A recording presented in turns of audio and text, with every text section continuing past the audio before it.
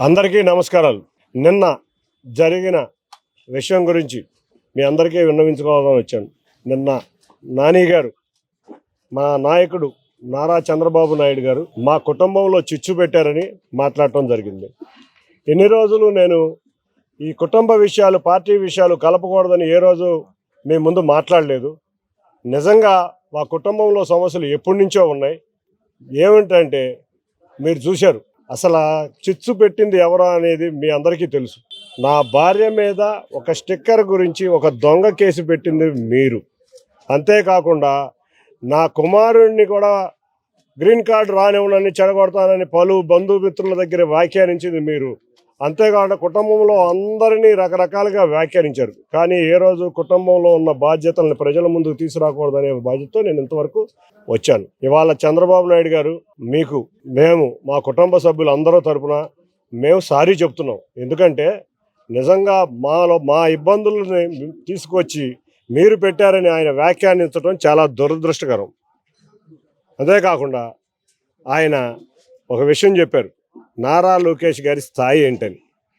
ఒక్కడి గుర్తుంచుకో నాని గారు, ఆయన ఒక మాజీ ముఖ్యమంత్రి మనవడు, ఒక ముఖ్యమంత్రి తనయుడు. అంతేకాకుండా ఆయన యువగళం పాదయాత్ర మొదలైతే లక్షలాది మంది తెలుగుదేశం అభిమానులు, కార్యకర్తలు, ప్రజలు ఆయన వెన్నంటి నడిచి ఆయన యొక్క నాయకత్వ పటిమేంటో తెలిపారు. మన కుటుంబం స్థాయి ఆ కుటుంబాలని విమర్శించే స్థాయి కాదు, మనం ఆయన్ని విమర్శించే స్థాయిలో మనం లేవు.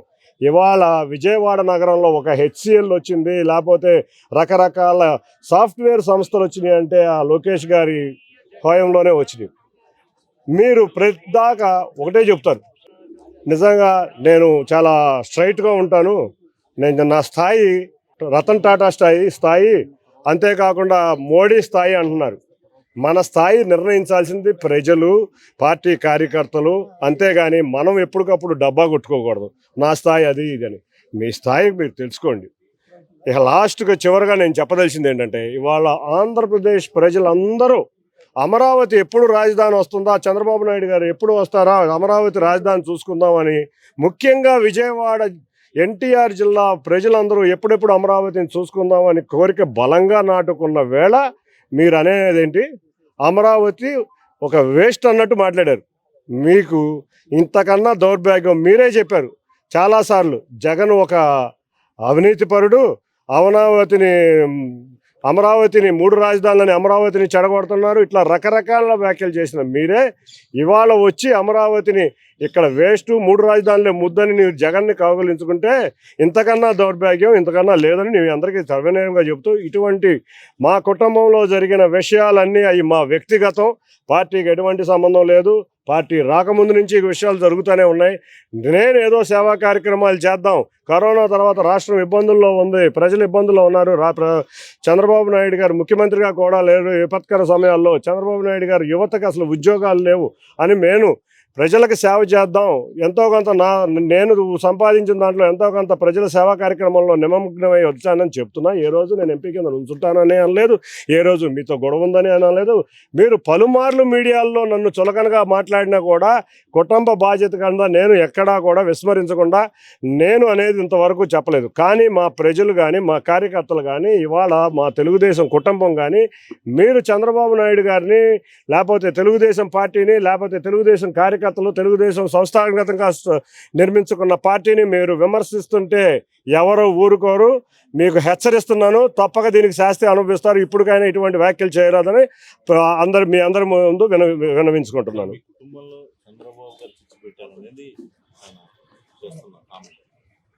మాకు అదే చెప్తున్నాను, చంద్రబాబు నాయుడు గారు మా కుటుంబ గొడవలకి చంద్రబాబు నాయుడు గారికి ఎటువంటి సంబంధం లేదు. మాకు 1999 నుంచి మా కుటుంబంలో సమస్యలు ఉంటానే ఉన్నాయి, నిరంతరం ఉంటానే ఉన్నాయి.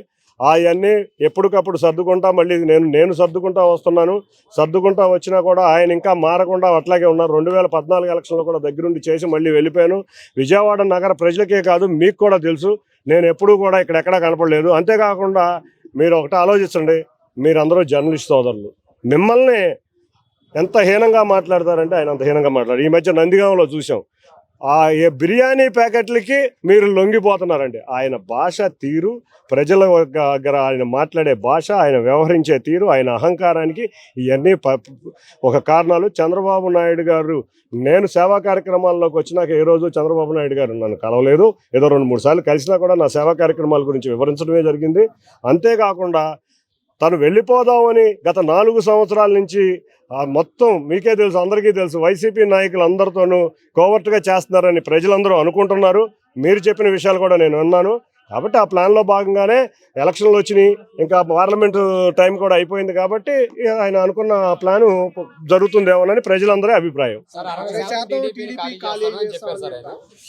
ఏమండి, మహామహులు వెళ్ళిపోయిన రోజే టీడీపీ ఖాళీ అవ్వలేదు. టీడీపీ తెలుగుదేశం పసుపు కుటుంబం చాలా ఎన్ని కష్టాలు ఎదురైనా, ఎన్ని ఎదుర్కొన్నా మీరు చూశారు. 2019 నుంచి ఎన్నో కేసులు జరిగినాయి, ఎన్నో దాడులు జరిగినాయి, ఎంతో మందిని హత్యలు చేశారు. అయినా కూడా కార్యకర్తలు పార్టీని ముందుండి నడిచి పార్టీని నిలబెట్టారు. ఇటువంటి వాళ్ళు వచ్చినా పోయినా ఎవరైనా, అంటే నేనంటే ఆయన అని కాదు, ఎటువంటి వ్యాఖ్యానాలు చేసే వ్యక్తులు ఎవరికైనా తగిన శాస్తి జరుగుద్ది. అడ్రస్ లేకుండా వెళ్ళిపోతారు.